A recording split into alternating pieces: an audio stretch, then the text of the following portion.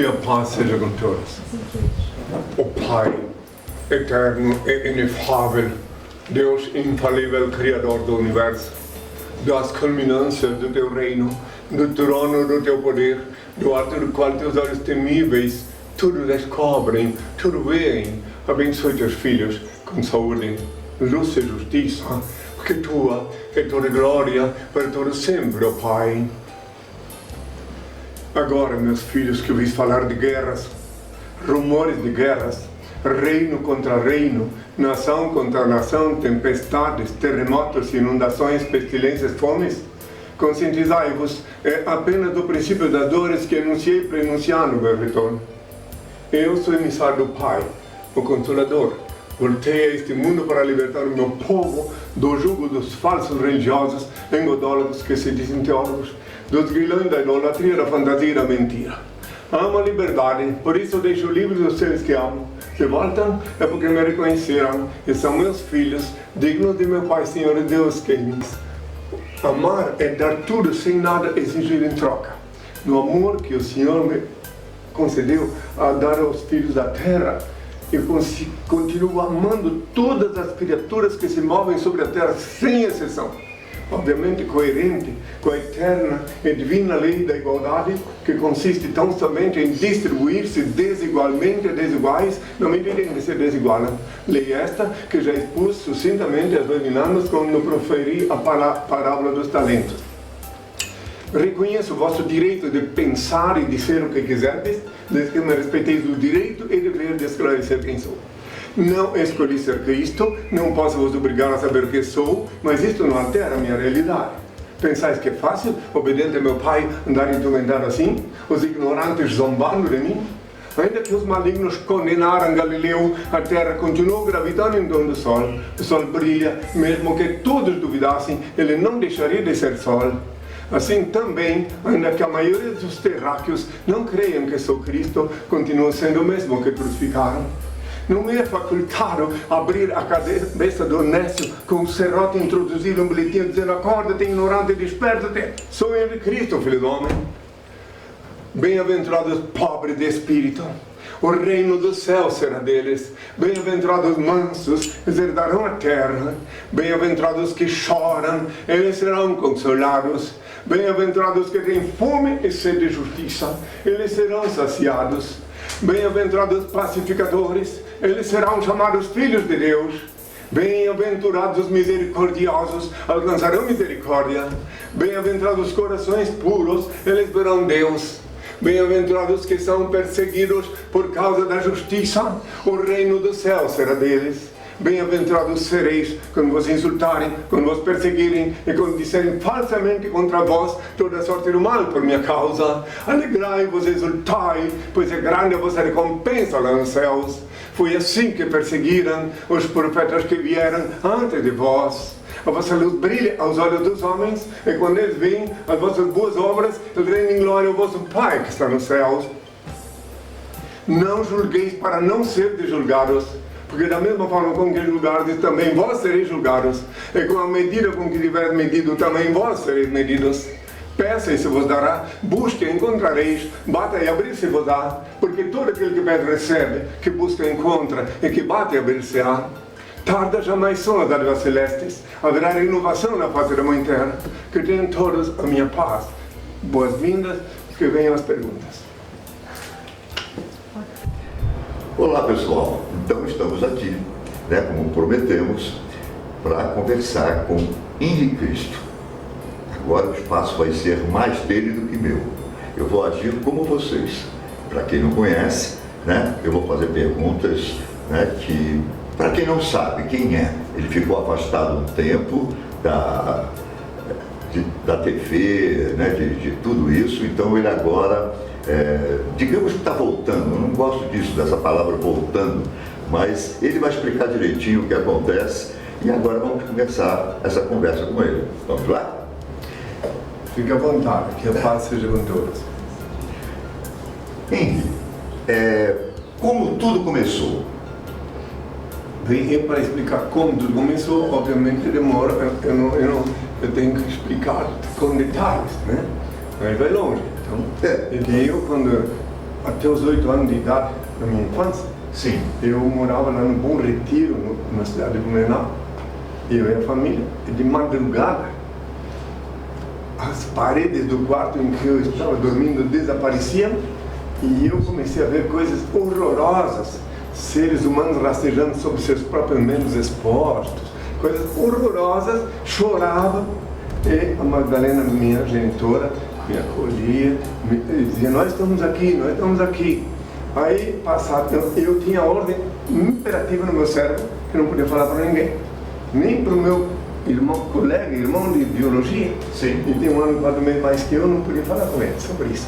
Aí passavam uns 6 meses, quando eu estava pensando que eu podia me esquecer daquilo, que aí, de novo, de madrugada, as paredes do quarto se abriam, e eu via aqueles horrores, e assim foi indo, e eu vi dentro do meu cérebro, quem quiser idiotizar-se, idiotize, quem quiser julgar, julgue, eu obedeci sempre uma voz só, uma poderosa voz, e no meu cérebro sempre eu ouvia esta voz dizendo, por que crucifique, crucifique? E também mostrava para mim o caos da Alemanha, de 3 anos antes de eu nascer. Então eu vi aquilo e recebi de novo a ordem. Sim. Que eu deveria ficar em silêncio. Hoje eu sei por quê, e devo também, bom, não vou entrar em detalhes agora, porque naquela época, se eu fosse falar para alguém, ninguém ia compreender. E o restante, quem quiser, aí sim, eu ia dizer que era louco. É claro. Então, daí, por esse motivo, eu fui criado, educado num ambiente católico. Sim. Eu ia na missa, contra a minha vontade, mas ia, porque o genitor era católico fervoroso. Lá eu vi tudo que acontece na igreja, no ambiente católico, em tudo. Podia acompanhar de perto. Fui para a catequese do embuste, tive que fazer a primeira comunhão, tudo lá em Blumenau. E o tempo foi passando. Agora a história é muito comprida, vou só direto então explicar que depois, quando eu me tornei adolescente, Sim. com 13 anos de idade, eu trabalhava numa quinta, numa verduraria, e recebi ordem, quando não tinha ninguém em casa, que eu deveria ir no corredor. Naquele tempo botava roupa no grama, Sim, para parar, né? Ia recolher minha roupa lá, botar no saco plástico e ir embora, aproveitar que não tinha ninguém. Daí eu comecei a conhecer as esquinas sociais, a vida, e dormi em favela, dormi em diferentes lugares, estava de padeiro, de entregador de alimento, de tudo um pouco em cada cidade diferente. A história vai cumprindo, então não vou ser breve. Quando eu atingi a idade adulta, dia 20 de março de 1969, eu recebi a ordem imperativa que eu deveria entrar na Rádio Princesa de Francisco Beltrão, no Oeste Paranense, e falar um pouco. E entrei e falei. Faltava 2 dias para fazer 21 anos. E daí a sociedade toda se reuniu contra mim, Rotary, Lares, igrejas, porque eu falei uma palavra lá. Se eu tivesse falado de outro jeito, ninguém estava me odiando. Mas eu falei que os cristãos são contra a vontade do Criador, contra o determinismo das estrelas. Esqueceram-se, talvez, que esse mesmo Criador, ao criá-las, disse que sirvam elas para sinais e para tempos determinados. Como eu falava sobre o futuro através da cosmologia, então eu tivesse dito, os ignorantes são contra a vontade do Criador, ninguém teria me odiado. Mas falei, os cristãos de toda cristã, todos os que se pensam cristãos, ficaram contra mim. Então eu recebi de presente de aniversário, dia 22 de março, a expulsão de Francisco Beltrão. Então eu fui para Capanema, cidade de 100 km dali, e tudo comecei. Quando chegou domingo, só para resumir, porque é longa a minha vida. Então, quando chegou domingo, eu fiquei 3 dias bem na Rádio Colmeia, falava ao povo, e estava muito bem recebido. Mas no domingo tinha missa. E na missa, o padre belga, que era o vigário de lá, levou o jornal de Francisco Beltrão dizendo, olha aqui, ó, cadê a enxada para quem vem ver aqui o futuro? E daí o povo contra mim de novo, enfim, em resumo, no mesmo ano 69, só na Rádio Diário da Manhã de Lages, no Planalto Catarinense, que eu pude falar sem ninguém me interromper. Isso é uma história comprida. Passei então por mais de 300 emissões de rádio, na Rádio Nacional do Rio de Janeiro, eu falei durante mais de 2 horas, ali na Praça Mauá, quando eu fui expulso da Venezuela. É uma história comprida. Então, muito bem, então finalmente chega 1979, 10 anos depois, em Santiago do Chile, eu recebi a ordem do pai, ninguém ia obrigar a crer, que eu deveria ir ao jejum. Eu, quando cheguei em Santiago do Chile, nunca que eu não imaginei o que ia acontecer com a minha vida quando cheguei lá. Estava hospedado no Hotel Imperador, terminei minha temporada lá na Rádio Portales. O Patrício Varela, que deu também, foi meu mais amigo íntimo de lá, foi locutor tradicional. E daí, de jejuar, foi depois do jejum que tudo mudou na minha vida. Mas depois do jejum, aquela história repita comprida, quem quiser conhecer melhor, livro Despertador Explosivo, lá está completo.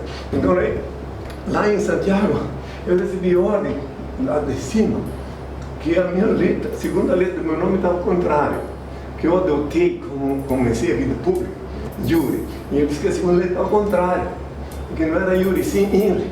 E daí eu passei, pode ver o N, U, aí eu comecei a percorrer toda a América Latina, capital por capital, país por país. Bom, quando cheguei na Venezuela, me expulsaram, porque muitas vezes as pessoas não compreendiam o que eu falava, e eu anunciei que eu vi que iam assassinar o presidente Herrera Campins. E daí o jornal diário da Caracas, tudo. Aí depois ele não entendeu. Eu vi, eu estando detido na central de prisão de Caracas, vi ele falando na televisão, aqui não é culpa para golpes, porque eu vi que ele entendeu o que eu falei. Claro que daí não foi assassinado, mas ele foi expulso porque o presidente do Brasil ia chegar no dia seguinte, Figueira. A primeira viagem para o Brasil, o presidente do Brasil foi assim, fora do país. Sim. Aí me devolveram, né, para o Brasil. Foi aí em 80. Uma história muito comprida. Não dá para. Agora eu respondi uma única pergunta, fica à vontade. Se não tivesse feito ainda, pergunta e explico. Tá certo. O seguinte, o INRI começa a aparecer aí, então. Né? Sim, sim. Aí eu tive autorização de falar, mas ele disse o senhor que eu só podia falar quem sou mesmo quando um jornal, como que por equívoco, escrevesse INRI em vez de Yuri. O jornal Ovaciones, lá no México, foi o primeiro jornal a dizer INRI. El Cristo habla al pueblo, cura a los enfermos en el quiosque de la Alameda. Foi a primeira vez. Aí eu tive que mudar de hotel para poder mudar o nome, porque não iam confundir. E daí começou muito ódio contra mim. Quando eu falava em público meu nome, todos os escravos de cabresto eclesiástico, religioso, passavam a me olhar com ódio. Mas tive que enfrentar igualmente. E aí, assim, depois foi expulso da Inglaterra. E em Portugal fui muito amado. Na Praça do Rocio, que é a principal praça do povo, dá para escutar uma música boa enquanto eu falava, porque tanto silêncio fizeram para me ouvir. Tem um registro jornalístico da época, tudo você pode ver nos jornais. Quando eu fui expulso da Inglaterra, em Dover, você sabe, naquele tempo não tinha ainda o Canal da Mancha. Sim. Era por cima. Então fui expulso para Cali, que é Cali.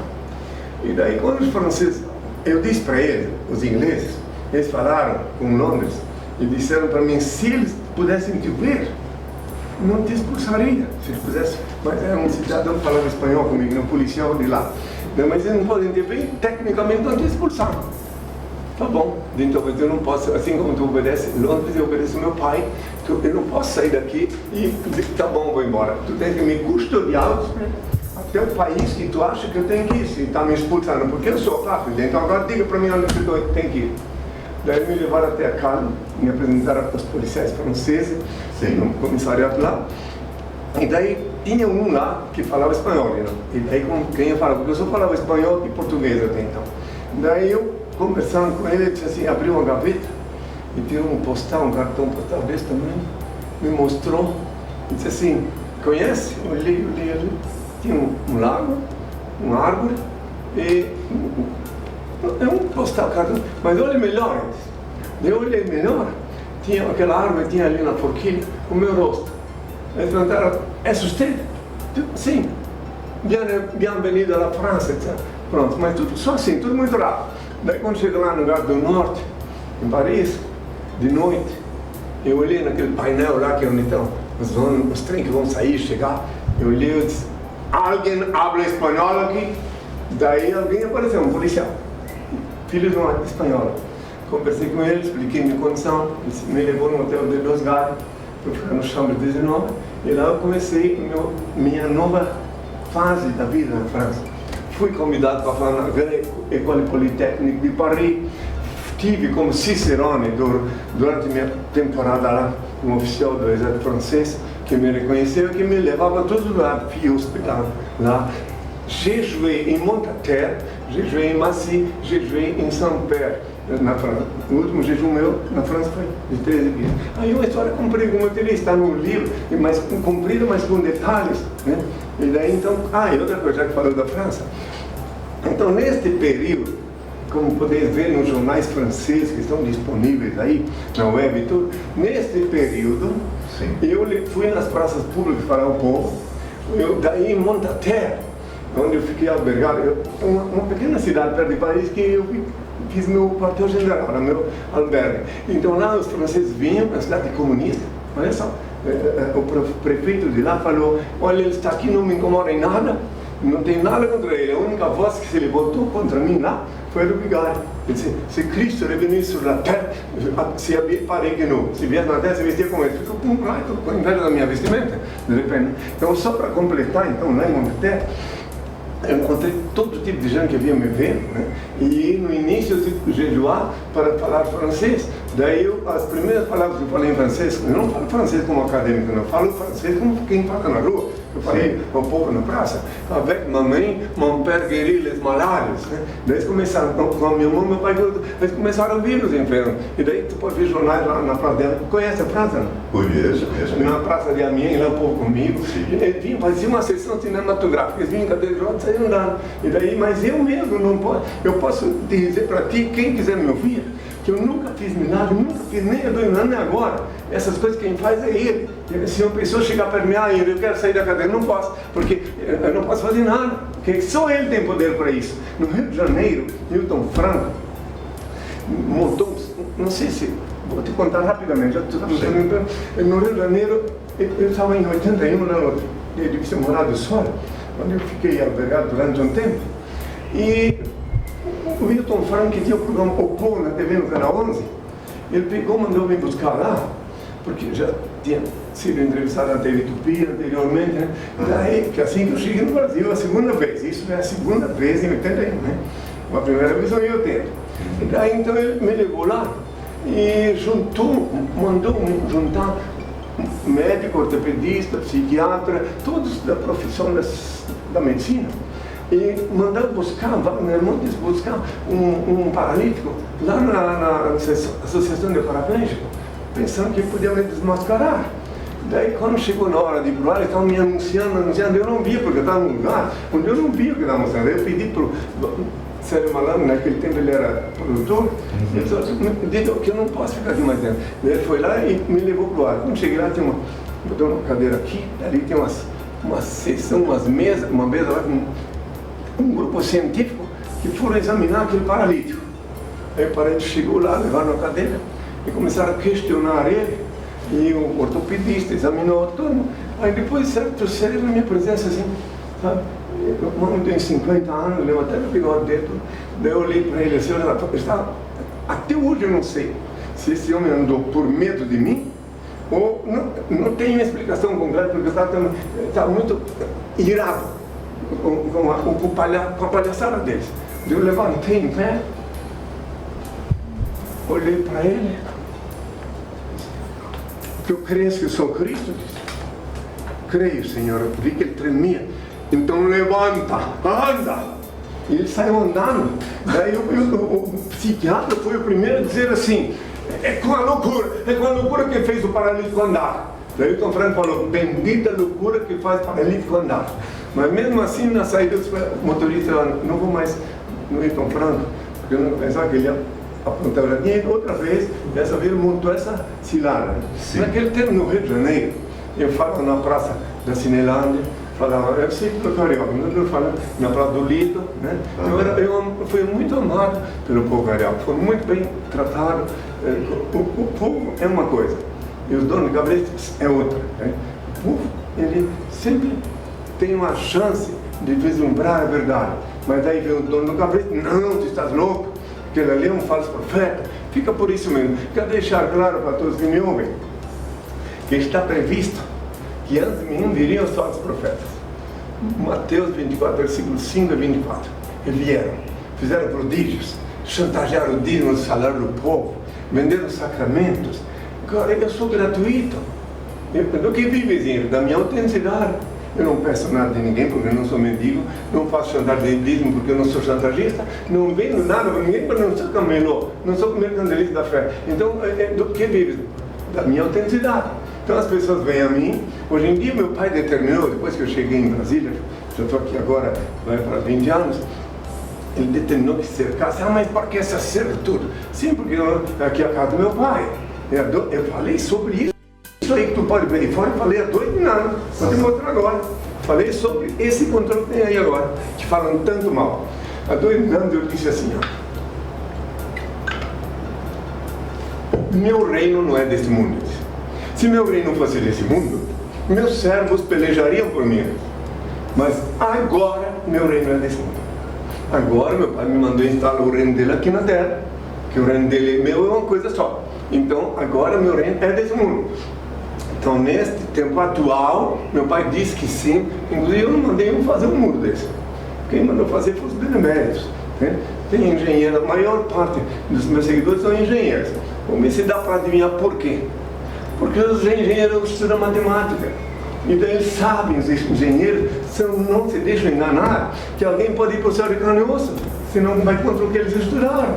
Por isso que os engenheiros, a maior parte dos meus beneméritos, são engenheiros. Eles fazem os cálculos. Não, ninguém pode subir lá. Isso é uma mentira. Então, porque quem acredita que eu fui de carne e osso para o céu, não adianta, nunca vai descobrir que eu estou aqui na terra e vão esperar que eu venha de lá voando, como um pássaro. Eu não quero convencer ninguém, só estou explicando aqui, respondendo perguntas. Se fosse para falar tudo que eu tinha que falar, demoraria muitos dias. Inclusive, te convido desde já que se tudo correr bem contigo, quando você um dia quiser voltar aqui de novo, mas demora pra caramba montar essa parte. Um pouco mais. Aí pode me interrogar um dia inteiro. Marco um encontro contigo, e aí tu me interroga detalhadamente. Só que eu vou te dar um trabalho para isso. Vamos fazer perguntas de curiosos. Fica à vontade. Então, a sua recordação, então, ela é. Existe uma recordação, então, lá da outra, vamos chamar encarnação, da outra, claro, mas bem viva na sua vida? Sim, mas não tudo. Flash. Sim. Por exemplo, Flash, quando eu estava, um dos momentos mais chocantes que retornou na minha memória, era quando eu estava caminhando em direção ao Calvário, e que as mulheres choravam e batiam no peito. Eu disse, mulheres de Jerusalém, não chorem por mim, guardai vossas lágrimas para os vossos filhos, porque chegará o dia em que bem-aventuradas serão as esteris. Ai das grávidas, ai das que amamentarem naqueles dias, que são os dias atuais. Eu vejo os dias de hoje com um grande pesar. Mulher asfixiando filho com travesseiro, mulher enfiando feto dentro do sanitário, mulher jogando criança no lago. É muito terrível esses dias. E os comerciantes da fé, os negociantes da fé, eles se deleitam com tudo isso, porque eles querem que haja procriação desordenada, para poder, em nome dos pobres, dos desamparados, pedir esmola. Eu posso falar uma coisa que eu conheço de criança, quando eu era criança. Eu vi como é que funciona isso aí. Eu vi que eles pedem. Então, vou dar um exemplo. Pode desafiar qualquer instituição dessas, que vive às custas dos desamparados. Então, veja uma coisa, eles são tudo bondade, somos bons, somos isso, somos aquilo. Agora, quando vai um pobre bater na porta deles, uma mulher com uma criança desamparada, eles esquivam-se. E quando a insistência é muito grande, eles são obrigados hipocritamente a encaminhar para algum lugar. Mas a pergunta que eu lhe jogo no rosto: o que está acontecendo com esses filhos meus que habitam do lado de fora da igreja, que dormem na rua? O que está acontecendo? Por que, se esse fosse casa de Deus, por que não abre a porta e não deixa eles virem tomar banho lá, comer, dormir? Eis aí, é uma pergunta que eu deixo no ar como prova. Inclusive, você pode ver a mídia sinistra fazer campanha para arrecadação para as crianças. Só quem não enxerga, não tem menos de 7 neurônios, que não enxerga, ou pelo menos não tem neurônios vivos. Quem está atrás de tudo isso? Por quê? Por quê? E por que não... Sabe, entre Ocidente e Oriente. Aqui no Ocidente é muito fácil se deixar enganar. Aqui no Ocidente, porque é ocidental, por classe média, fez um canudo, tem um canudo, um diploma, estou satisfeito. E ninguém se preocupa em nada do que acontece. Meu Senhor me deu consciência universal, estou obrigado a ver tudo, essas coisas. Então veja, aqui no Brasil, na América Latina, no Ocidente, eu cuido da minha comida, minha casa, eu quero deixar claro que eu não sou comunista, não sou marxista, quero deixar isso bem claro. Eu sou consciente, como eu falei no início da minha prédica, assim, a lei da igualdade consiste tão somente em distribuir-se desigualmente a desiguais na medida em que se desigualam. Lei esta que eu já expus há 2 minutos, quando eu pus a parábola dos talentos. Então, quer dizer, na minha ótica, não existe possibilidade de tudo igual, mas que não sejam hipócritas, então. Então não se finjam de comunista, não se finjam de santo, não se finjam de bondade para explorar os menos favorecidos. Essa é a minha opinião. Se ficam ofendidos, o problema não é meu. Eu estou enfrentando as injúrias, as calúnias durante décadas, entende? Para mim, um ódio a mais, um meu dano a mais ou menos não faz diferença. O que eu quero é despertar as consciências. Fazer os seres humanos, essa é a minha missão. Tomar consciência que não tem luz no final do túnel. Quem quiser ver a luz, olha para cima. Abre os olhos e mira o infinito. Ali tu vai encontrar a luz. E não precisa ir em igreja. Já falei isso há 2 minutos. Menos de 1% dos que se pensam cristãos guardam o que eu falei. Diz assim, tu quando orares, entra no teu quarto, fechar a porta, olha o teu Pai Celeste. Em segredo ele vê o que se faz e que abençoa.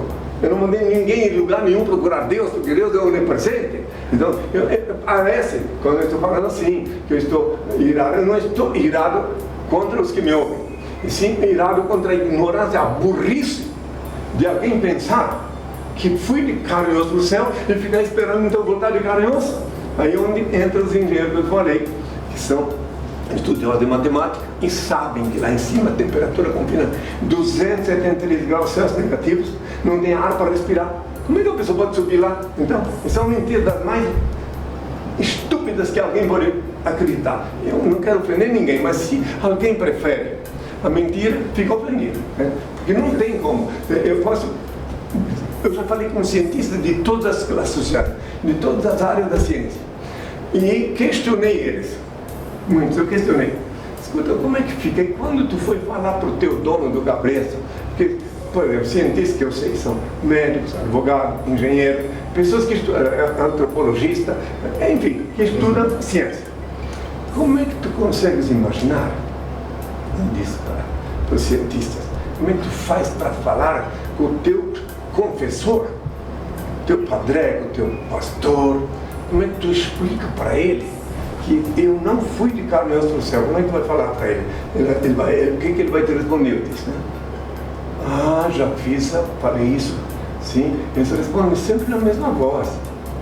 Como é que Cristo foi de carne e osso do céu? Explicando que a temperatura de 203 graus, os negativos não tem água. É o dogma da nossa fé. Só que ninguém para perguntar o que é dogma. Aí está o problema. Dogma é o cadeado do raciocínio. Quando alguém não quer que tu entenda uma coisa, aplica o dogma. Entendeu isso? Bom, não quero aumentar mais, mas essa é a realidade. É a realidade, você pode ser raciocinante. Eu encontrei várias pessoas, os livres pensadores e os ateus, me compreendem? Não ateu ideológico. O ateu que me compreende é o ateu que não é ideológico. O ateu ideológico também é um fanático. O ateu que não é ideológico, ele tem mais chance de descobrir Deus do que qualquer fariseu. Eu tenho amizade com ateus que não são ideológicos. Em São Paulo, um dos ateus mais conhecidos lá, o Daniel Sotomayor, quando estive lá nos programas de televisão, ele sempre me olhou com amor.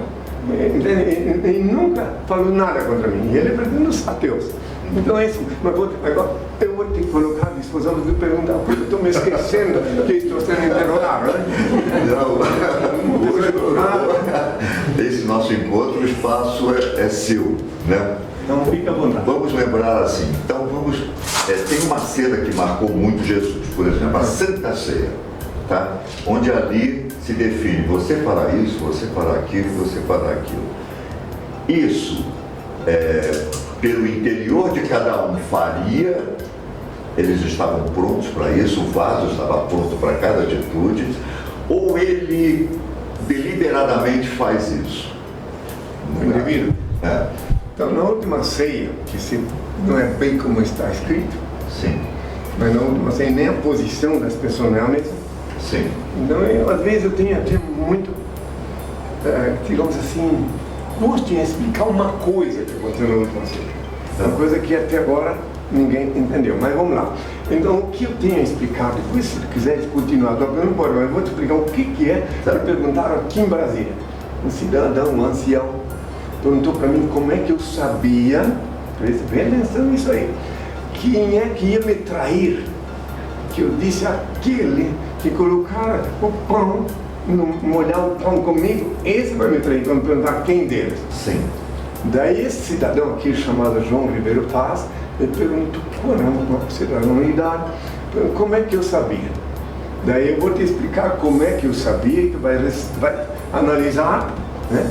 Porque até então, até aquele momento, que eu sentava com eles, comia com eles, tinha-se o costume de molhar o pão, como tem até hoje uma tigela onde botam óleo de oliva e tempero.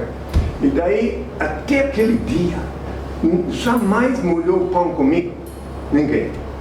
Depois que eu molhava, ele molhava o pão comigo. Depois, agora aquele dia não, porque ele já tinha vendido por 30 moedas o meu passaporte. Então ele molhou o pão junto comigo. Ele disse que tem que fazer, faça bom. Ele tem a te responder ainda, que essa é a parte mais importante que eu me lembro da última ceia, mas tem muitas outras coisas, mas eu queria te salientar que fala muito de Judas. Então eu também posso explicar por que Judas me traiu e por que eu não podia deixar de me trair. Essa é uma coisa difícil de entender. Por que ele me traiu? Por que Deus fez ele ficar cego e aceitar a moeda? Primeiro porque ele era o único do grupo intelectual, que se considerava intelectual, estudado, acadêmico, enfim, né? O único que tinha estudo. Né?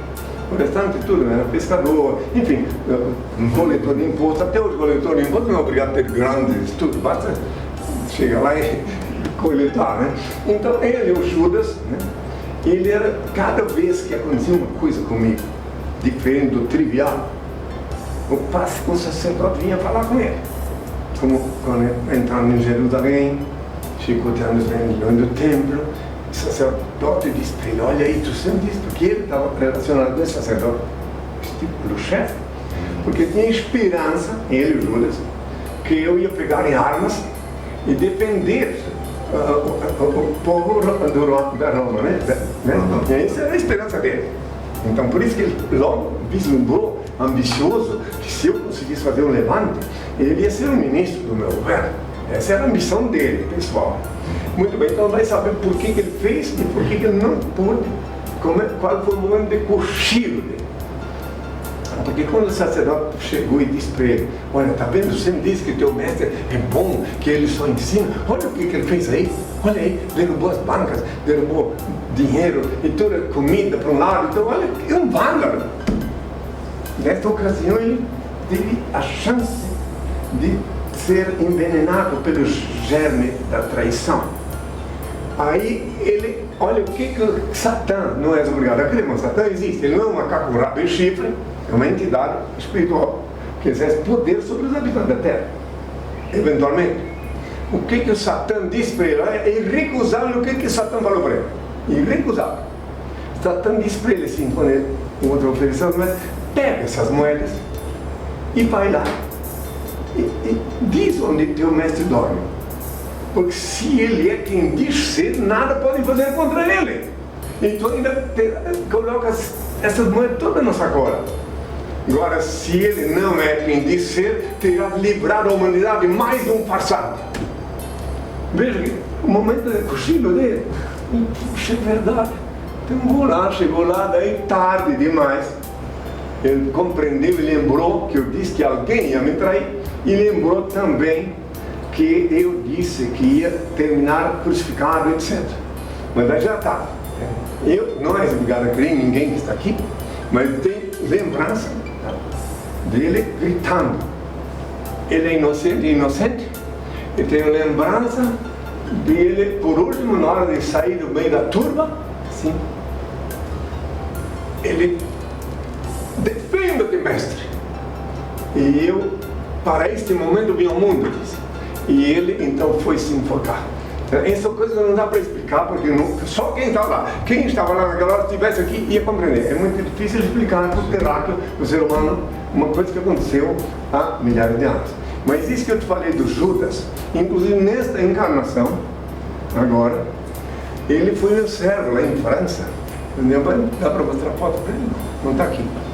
Foi lá na França meu servo, meu chofer, meu cicerone, ele que me levou na Grande École Polytechnique em Paris. Eu hospedei na casa dele, só que eu não sabia que era ele. Só quando eu voltei à França para fundar a sucursal da Sousa, eu estava reunido lá em Beauvais com todos os meus seguidores que iam participar da fundação. E daí ele, num ato patético, desagradável e patético, ele se ajoelhou na minha frente, todo mundo assim, Rabi, chorando. Eu não sou digno de doar, eu sou Judas Iscariotes. E sumiu, eu nunca mais vi ele. Um momento muito triste para mim, e para os que estavam lá também, não deu chance sequer.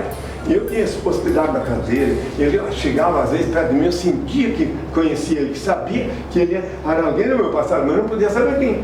Daí, na rua de La Fontaine, número 1, Maci Paris, Bordeaux de Paris. Vou cortar você. Ele carregava minha sacola. Aqui ajuda. A filha dele. Ele carregava minha sacola, onde eu ia, ele que carregava minha sacola. Aí depois que eu descobri por que ele carregava minha sacola, por que ele traduzia os franco-franceses em moeda para eu vir para o Brasil, só depois que eu descobri, que eu compreendi que ele fez nada mais nada menos do que ele já fazia há 2000 anos. Quem quiser entender, entendeu? Mas, desculpa, te interromper, mas vamos lá. Olha, reencontros, né? Muito obrigado. Então, aí eu pergunto sobre essa compreensão que as pessoas têm, né? E esse medo da morte, né? Esse medo dessa passagem, né? Como você poderia... Simplesmente eu vou explicar o medo da morte e o que fazer para não ter medo da morte. Primeiro, eu já expliquei a doença, mas não custa falar de novo. A doença, eu disse que aquele que crê em mim, mesmo que estiver morto, viverá. Não morrerá, e se estiver morto, viverá. Só que não expliquei por quê. E agora eu posso explicar por quê. Se alguém vem à minha presença, fica sabendo quem sou, e então, junto com o conhecimento, eu explico Deus detalhadamente. E explico que a morte não existe. Não existe. Muitos dizem, mas o corpo, sim, o corpo morre. O corpo, que é teu corpo? Teu corpo é um veículo cela.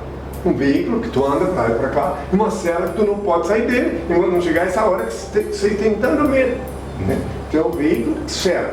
De noite tu consegue uma licença, de noite, uma espécie de autorização cósmica para dar um passeio por aí, né? Uma licença, como os prisioneiros ali tem uma licença para visitar parente. De noite tu dá um passeio, às vezes vai para lugares e vê pessoas que tu não conhece. Fala com ela, tu de volta para o teu corpo, de manhã és obrigado a voltar, porque teu veículo é uma cela. Agora, quando chegou o dia do passamento, a hora de partir, a hora que tanto temem, é um descanso para ti. Depende, é claro, vai dormir o sono dos justos. Se tu tiver muito pecado, teu corpo cheio de pecado, teu espírito não pode subir. Aí tu fica aqui na terra com o estado de alma penada. A lei do italiano está sempre em vigor. Há quem diga, não. Repito uma vez mais, a Bíblia é um livro de letras mortas, repleta de fábulas, lendas, parábolas, metáforas e até charadas. Só com a anuência do autêntico alguém pode compreender. Mas lá está a lei de Deus. Então a lei do italiano está sempre em vigor, só que não percebe. Está sempre em vigor a lei do Pacto. Não? Quer ver um exemplo? Eu tenho um amigo, um conhecido, vizinho, que era um bom trabalhador, uma pessoa do bem, não mora, ele foi atropelado, uma bala preta e pegou ele. aplicar a lei do talião nele. Ele era uma boa pessoa agora, mas antes ele devia uma vida, para quem quiser compreender. Então ele foi salvar essa dívida. Não morreu não, só o corpo morreu. O espírito, mais leve por ter pago a dívida, pode pensar em uma nova encarnação já sem a dívida. Então esse negócio da morte, eu vou recomendar para vocês, porque aqui tem jovens comigo, presta, tem em casa, meditar sobre isso que eu vou falar agora. Sócrates, ele foi assassinado oficialmente. Ele morreu defendendo a pré-existência da alma. A pré-existência da alma quer dizer que tua alma já existia antes de eu ir para cá. Entendeu isso? Então, muito bem, vamos lá. Eu nunca vi alguém morrer com tanta dignidade como Sócrates. Vai examinar bem os últimos momentos dele, e daí tu vai ver que ele sabia que a morte não existia. O último momento dele podia não ter morrido. Olha lá as palavras dele para o verdugo e tudo. E o verdugo também ficou amigo dele até o último momento. E explicou para o Sócrates como é que as pernas dele iam reagir quando a cicuta ia começar a operar. É muito importante, as pessoas passam, mas Sócrates foi um grande filósofo. Não precisa dizer que é o maior, não, ele foi um filósofo inspirado por Deus. Isso 400 anos antes da era cristã. Portanto, Sócrates não tem nada a ver com o espiritismo, nada disso. Isso é 400 anos antes. E o Anaximandro, agora já que falar, depois você pode editar, mas eu vou falar então uma coisa sobre Anaximandro e Darwin, né? Porque esse é um assunto muito importante que deve ser explicado para o ser humano, para parar de acreditar nessas fantasias. Darwin não era um teórico. Darwin era um sacerdote anglicano que veio para cá, quer dizer, em férias, e aqui ele teve uma iluminação, uma visão mística. Ele não teve uma teoria, uma visão mística, mas nada mais, nada menos do que Anaximandro, há 2000 anos atrás tinha estado. Muito mais de 2 anos. Se você analisar Anaximandro, ele foi até mais completo do que Darwin, só que naquela época dele, de Anaximandro, não tinha essas malditas religiões para perseguir. Né? Não tinha outras, mas essas, inclusive cristianismo, com ódio, essas religiões da Inquisição, até, quando eu falo mal de religião, eu estou falando de crimes graves. Né? Eu enfrentei aqui no Brasil grande debate com o Tomás Torquemada, que agora, misericordioso Pai, eu tenho, um grande debate na televisão, e ele parecia o mesmo dos tempos da Inquisição. Na Inquisição ele era caçador de hereges. E aqui no Brasil eu orgulhosamente dizia caçador de enigma. A biografia dele tudo, né? Mas eu disse publicamente que ele era o Tomás Torquemada, eu não posso dizer que não. Vamos botar, então a morte não existe para que, agora vós que sois jovens, que me escutam, que não são meus discípulos, mas estão aqui me ouvindo, lembrai-vos sempre, todas as desgraças que podeis encontrar na terra, só vos alcançará se vos trairdes o Senhor Deus, o Criador. Se fordes fiel a Ele, jamais serás atingido. Eu queria deixar bem claro também mais uma coisinha, em falando-se de Deus e da natureza psíquica e espiritual. É muito fácil os cristãos, os que se pensam cristãos, que se dizem cristãos, dizem assim: Cristo disse amai vosso inimigo, Cristo disse amai vosso próximo como a si mesmo, né? Pensa isso? Mas até agora ninguém entendeu o que é. Quem de vós sabe o que quer dizer amar o teu próximo que a ti mesmo? Falta explicar. Amar o teu próximo como a ti mesmo, tu só pode amar o teu próximo como a ti mesmo se tu te ama. Como tu vais amar o teu próximo como a ti mesmo se tu não te ama? Tu és um ser desprezível. Então primeiro tem que se amar Deus, o teu Senhor, o teu Deus, que é a vida. Agora depois dele tu tens que te amar. Se tu não te amar, tu és um ser desprezível, e daí sim tua namorada, tua mulher, te trai, te põe chapéu de cabrito, porque tu não merece a fidelidade dela, já que tu não te amas. Como é que tu queres que alguém te ame se tu não te ama? Então eu disse amar teu próximo como a ti mesmo, não é bem uma coisa. Eu não disse amar o teu próximo antes de ti, nunca. Como a ti mesmo. E quando tu não te amas, sabe o que acontece contigo? Tu és um traidor. Tu estás traindo Deus. Porque Ele é onipresente, Ele vivifica cada célula do teu corpo e cada partícula do teu sangue. Tu não pode fugir dele nem na hora de cometer um delito. Como é que tu vais trair Ele amando alguém antes dele? Preste atenção, se Deus abandonar a pontinha do teu dedo, Ele necrosa. Tu não vive sem Ele. Tá? E aí, não, buscar Deus não. Tu tens que buscar dele, Deus, no infinito, onde ele reina absoluto. Porque Deus é onipresente. Então, aqui tu pode cometer um crime, e ali o outro pode ser a vítima. Tu cometeu o crime porque tu usaste mal o livre-arbítrio. E o outro é a vítima porque estava devendo valer o talhão. Talhão. Essa lei está tão aparentemente obsoleta, mas não está em vigor. Uma criança é atropelada por um carro. Coitada da criança inocente, não fez mal nenhum. Por quê? Porque se Deus disse, por que ele permitiu? Essa criança que foi atropelada pelo carro não era uma criança, agora era. Mas ela estava antes aqui na Terra e fez coisas que ficou devendo uma vida, porque é uma vida por uma vida. Dente por dente, olho por olho, uma vida por uma vida. Então ela ficou devendo. Quando eu falo que a Bíblia é um livro de letras mortas, é parte de fábulas, lendas, parábolas, até puxar, é verdade, é isso aí. Só que lá dentro está, por isso que ele é sagrado, lá está no bucho da Bíblia, as leis divinas. E por que Deus permitiu que ficou assim? Por que Deus permitiu que a Bíblia tivesse tanta complicação para compreender? Justamente para que quando os falsos profetas pegam a Bíblia para avaliar, eles não conseguem entender nada. Então eles saem por aí como desodorante debaixo do braço. Então, se alguém quiser entender a Bíblia, tem que ser humilde diante do Senhor. Tem que pedir para Ele, Senhor, como são as tuas leis. E daí tu vai lá no teu quarto, ora ao Pai, Ele te mostra o que tu quer saber.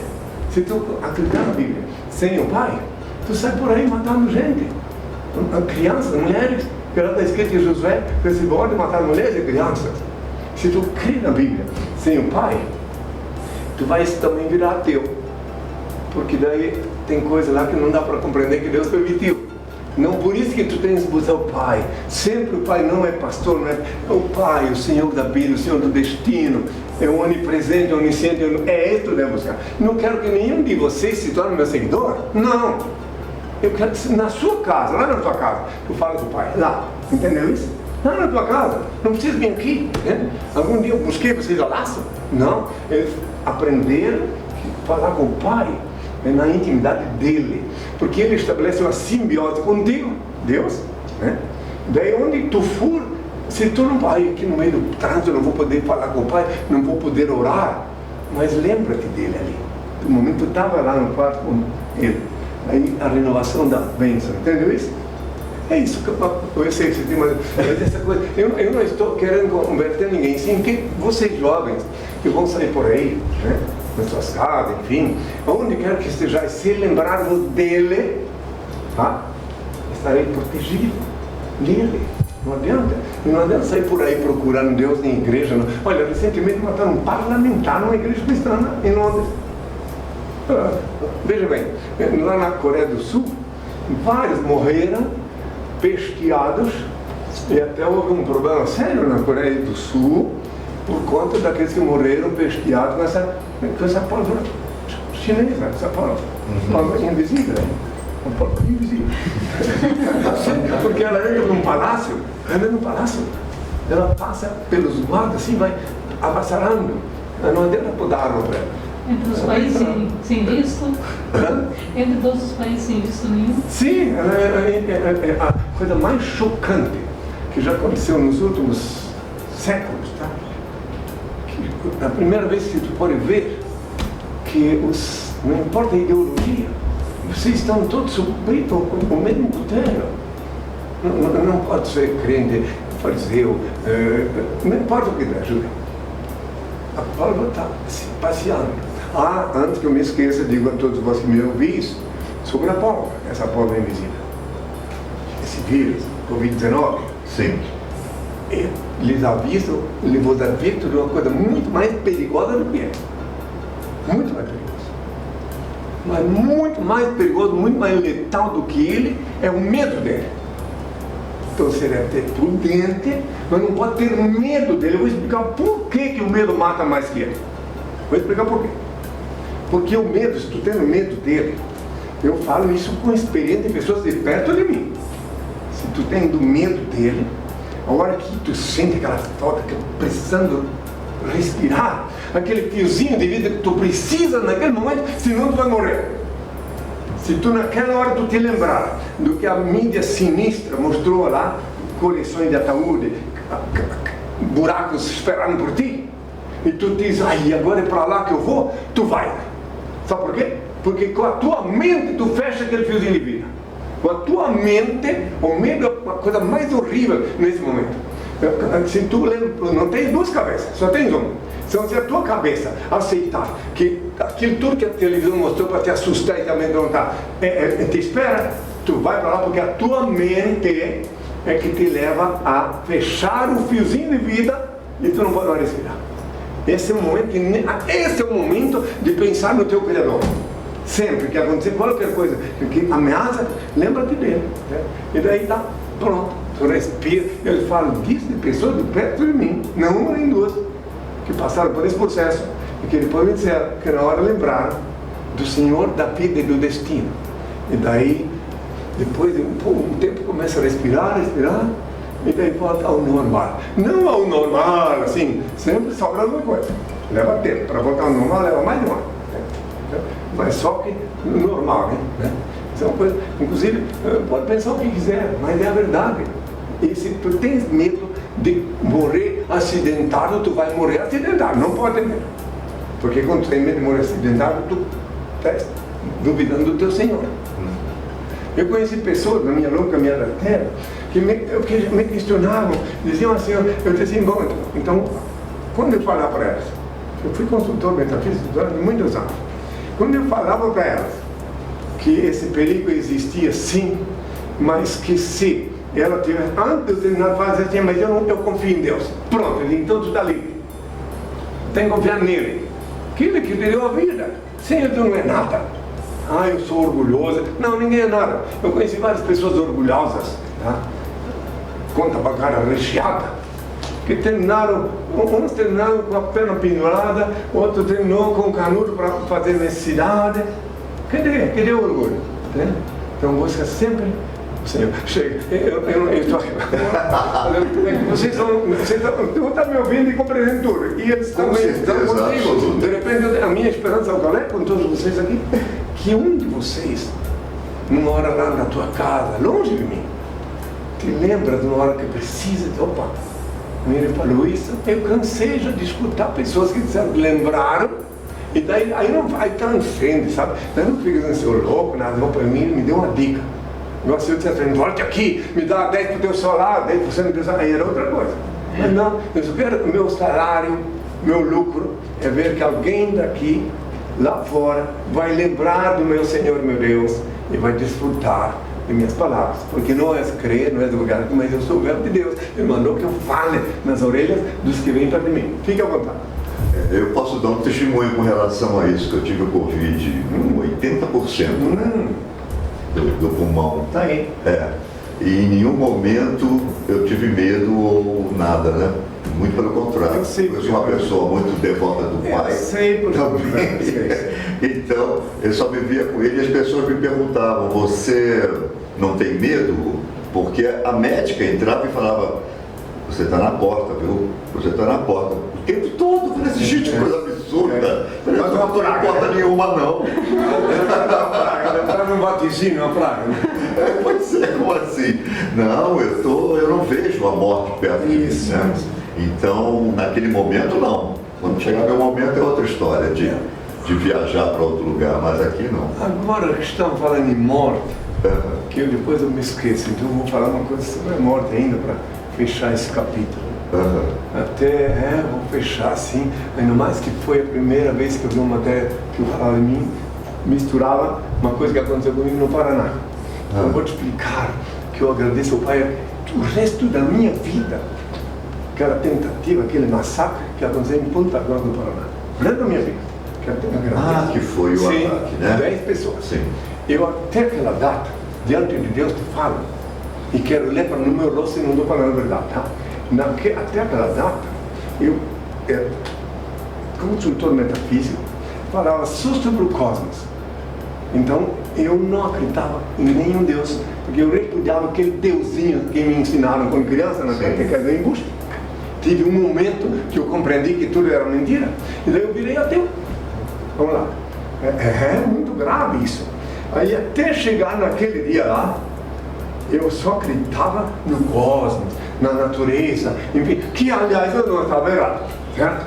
Só que naquele dia aconteceu uma coisa tão chocante comigo, que uma vez lá na Faculdade de Filosofia de La Paz, quando eu contei isso para os estudantes, eu batendo um entreveiro com aquele Tomás Torquemada, que aqui no Brasil chamava Quevedo, e da lá na Faculdade de Filosofia, quando eu contei isso para os estudantes, eles pararam de passar um olhar diferente. Em Ponta Grossa, eu não queria ir naquele encontro. Minha assessoria falou, insistiu, até que eu fui. Uma pessoa lá, que eu nunca fui de visitar ninguém para socorrer por motivos espirituais, mas daquela vez eu não fui. Quando cheguei, 20 km de Ponta Grossa, o limpador do para-brisa era um Landau que eu estava, que era do meu uso, pifou. O Dalmir de Jesus Machado, depois tu pode cortar o que quiser, o Dalmir de Jesus Machado, que era meu chofer na época, né? E ele pegou e disse assim: mestre, eu tinha recém começado a comer vegetal. Foi lá no Rio de Janeiro, no Leme, ali na Fiorentina, que eu deixei comer cadáver, de vaca, de galinha, tudo, né? Muito bem. E daí então naquele dia eu disse assim: mas vamos almoçar primeiro? Eu disse: não, aí é uma churrascaria. Quiser meter ensalada? Não quero. Não, primeiro eu vou lá nesse encontro, porque eu senti uma coisa que não dá para explicar agora, porque tinha uma coisa muito estranha lá. Porque a pessoa insistiu durante 3 dias que precisava, e daí a assessoria, minha assessora, secretária, ela vinha insistindo. Depois eu descobri por que tudo, né? Então, cheguei lá. Eu só ia depois, olha bem, que eu só iria comer depois desse encontro. E se eu tivesse ido almoçar uma saladinha, eu ia morrer. Olha só. Aí quando cheguei lá, que encostou o Landau na frente era uma lanchonete, e atrás era um motel. Era um motel familiar, né? Que eu conhecia muita data, o anterior proprietário era, digamos, simpatizador. Eu não sabia que tinha mudado de proprietário. Muito bem. Daí quando eu cheguei lá, que eu via a Rosemar e o Dalmir entrar naquela recepção, eu fiquei no Landau. Eu senti que uma coisa muito estranha ia acontecer. Estou falando isso para saber, só para dar morte, para treinar. Daí, quando voltaram os homens tudo armados e já me fecharam, me abriram a porta do Landau e me fizeram. Quando eu fiz assim, já me trancaram a mão por trás e me levaram lá para o massacre, na piscina.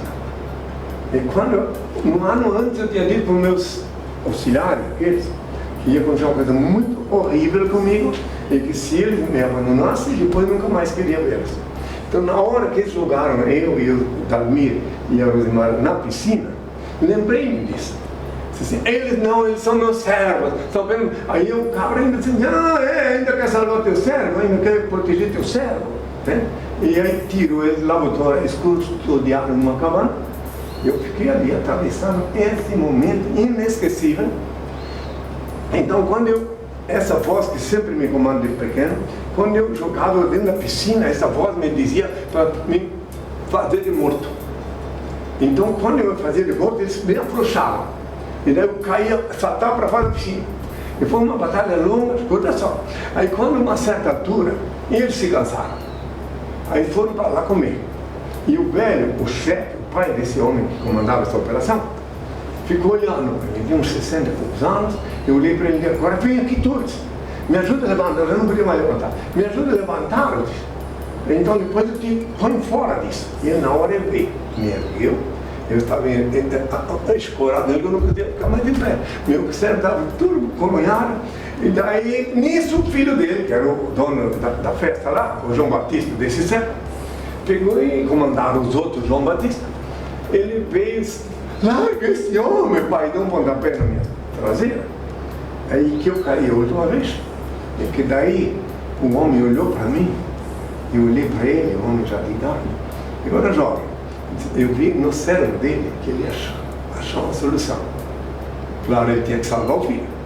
Mas daí ele foi lá, chamou a polícia veio. Eu nunca me sinto tão feliz dentro do carro da polícia, não acredito. A polícia veio, me colocou lá naquela garagem maravilhosa. E daí foram para a delegacia. Daí depois, só para finalizar, então lá na delegacia, era a última coisa que eu chegando, vai ver, eu vou te dar, eu não devia ter abordado esse assunto. O senhor não falou do desdobramento da alma. Sim, mas aí é que está. Eu queria falar só que isso não era poder falar disso agora, mas enfim, vamos lá. É um assunto muito profundo. Como é que eu descobri? Que enquanto eu estava estendido lá, Sim. é a primeira vez que eu vi o que chamou de desdobramento. Eu estava estendido lá, levantei um ar, se realizava, e eu olhei meu corpo lá, presta atenção, chovia, uma chuvinha fina. Eu até hoje estou na dúvida se era em mim ou no meu corpo, porque eu estava fora do corpo, como se estava ali onde está esse jovem aí, eu estava aqui e ele lá, no meu corpo. A primeira vez que aí, quando terminou isso tudo, eu comecei a lembrar e perguntar para mim mesmo, quem era aquela voz que dizia para eu me fazer de morto? Quem era? Aí a primeira vez que eu quis saber quem é essa voz que me comandou desde criança. Saí dali diferente, eu nunca mais fui o mesmo naquele dia. Aí depois, aí a história comigo, isso que eu mandei falar que não é verdade, que era engolido, foi tudo em Ponta Grossa. Aí agora eu quero o desfecho. O indivíduo que comandou esse massacre, você pode encontrar na Gazeta, o povo está lá, como é que ele teve o fim dele, tá? Ele era um professor de tiro da polícia de Ponta Grossa. E ele, olha como é que ele morreu, com um revólver na cinta, outro na gaveta e outro no carro. Ele morreu fugindo de dois mascarados. Adivinha por que ele fugiu dos dois mascarados? Porque ele não reagiu. Porque ele conheceu a voz. Eu sei, meu pai me mostrou a voz de quem chegou lá. E teve um momento na delegacia que depois que está todo mundo cansado, eu vi que aquele comandante que foi para a delegacia comigo, e eu vi que ele trocou uns olhares com a secretária, mas tudo bem. Daí estava todo mundo lá e me trouxeram, na hora que eu estava sentado lá, mal conseguia ficar sentado, o meu corpo estava muito mal. Daí me trouxeram, abriram a gaveta lá na delegacia, quando ficava, e me trouxeram, mostraram um cigarro de maconha. Eu levantei em pé, mesmo como estava, fiquei furioso, aí sobrou só o escrivão. Aí o escrivão disse assim, bem, deixa eu pegar o telefone. Eu te tiro desta depois. Ele fechou a porta, trancou a porta com o corpo dele, me deu o telefone, peguei o telefone e disse que era um 02. O quartel, queria o telefone do quartel do Exército. Daí o quartel do Exército me disseram que eu tinha que ir para lá, que eu não era militar, que não podia fazer mais do que me socorrer. Eu contei que ali estava a minada. Daí fui para o quartel do Exército, cheguei lá, o oficial me disse para mim assim, olha, eu não posso fazer grande coisa por ti, porque tu não é militar. Mas eu posso mandar te custodiar até a saída da cidade e depois tu vai para Curitiba. Não fica aqui que é perigoso. Eu estou contando tudo isso aí, já que naquela matéria que eu vi tu mostrar, isso para saber como é o detalhe, né? Daí eu fui para Curitiba, no Hospital São Vicente, e daí lá, logo jornalista, tudo, aquele fuzuê todo, e daí ele, o cara tinhoso, ameaçou-me lá ainda, daí o governador estava com a botou uma viatura da polícia na frente do hospital, até que eu saísse. Ele ameaçou que vinha me pegar lá. Eu nunca vi ele, eu não conheço o cara. Nunca vi, até hoje. Só que aí depois veio a resposta. Né? Tu vai ver como é que ele foi, como terminou os dias dele, né? E a mulher dele também. Então é uma coisa muito estranha. É só Deus que sabe. Eu não gosto de desenterrar defunto, né? Mas é uma realidade que lá no Paraná todo mundo sabia. Né? E agora só que poucos sabem que está na Gazeta do Povo o fim desse episódio. Quando eu vinha para cá, eu estava pensando, não tem que falar, né?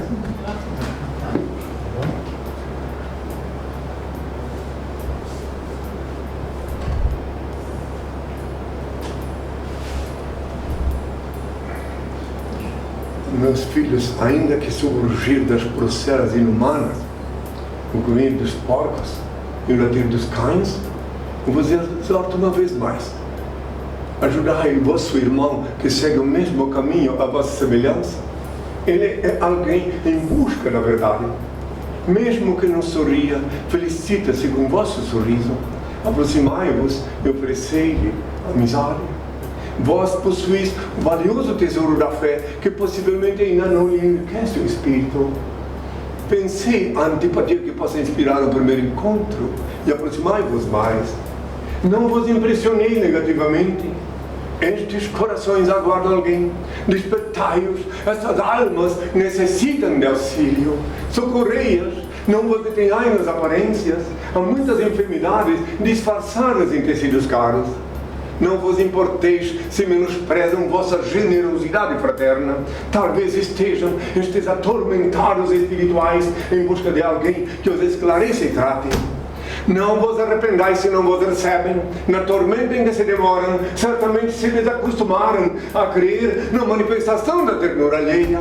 Insistir discretamente. Toda alma requer compreensão e carinho. Se vós não vos sentis inspirados pelo Criador e tiveres tomando sobre vós um encargo que não vos foi confiado, a transcendental genialidade vos mostrará a grande luz da verdade. Passareis a receber então a excelsa inspiração do Pai.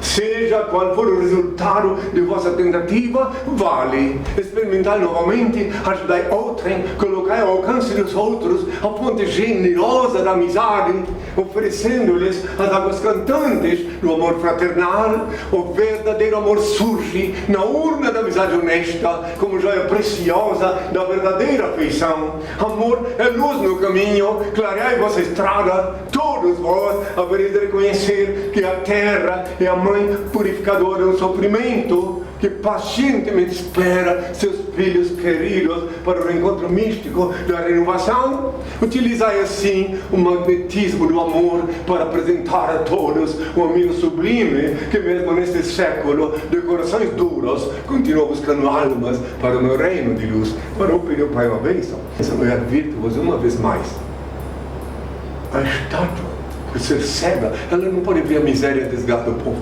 Por ser surda, ela não pode ouvir o clamor do povo. Por ser muda, ela não pode interceder junto ao meu Pai, Senhor e Deus, a favor de quem quer que seja, tampouco proferir palavras de bênçãos. Enquanto que eu, obediente ao meu Pai, invoco, e Ele vos abençoará sobejamente.